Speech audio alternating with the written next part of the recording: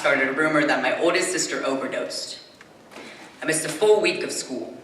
Our house was full of casseroles, overflowing with apologies, drowning in people telling me they were sorry for my loss. And I wonder often, would they have been sorry if they'd been there? If they were the guards on duty, the inmate, whoever it was who didn't give her some heroin? See, she didn't die of an overdose. She died of a heart attack, caused by a seizure, caused by withdrawals. Everyone warns you about the dangers of drug use, but no one talks about the lack of it. She didn't die of an overdose.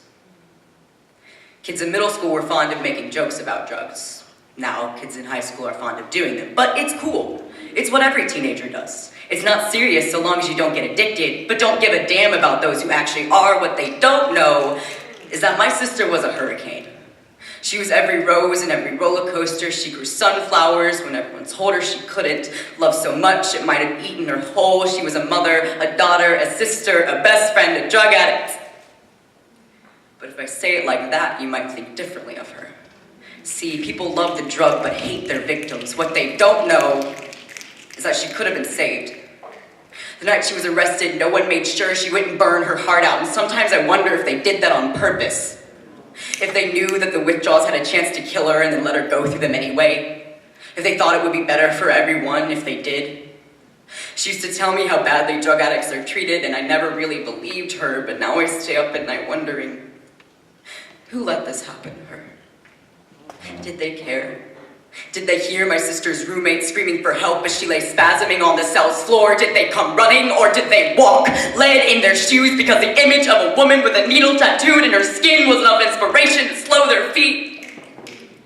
The night she died, I couldn't go to sleep, and I just kept thinking, let this be another case of her sunflowers. Let her come back against all odds. It's been 2 years, and I still think she will sometimes.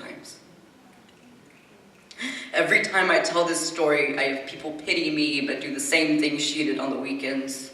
Or they tell me they're sorry but only shake their head and another addict shows up murdered on the news. My friend gives a homeless person $1 and says she can't be sure what they're using it for.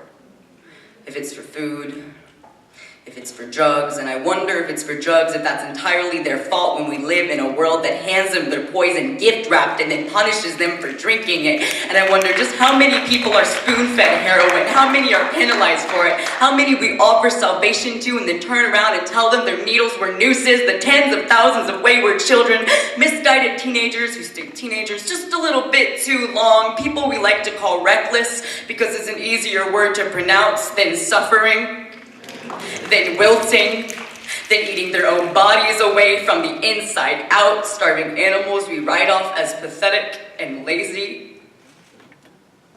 Can we blame someone for falling victim? How many lives does a person get before they start running out?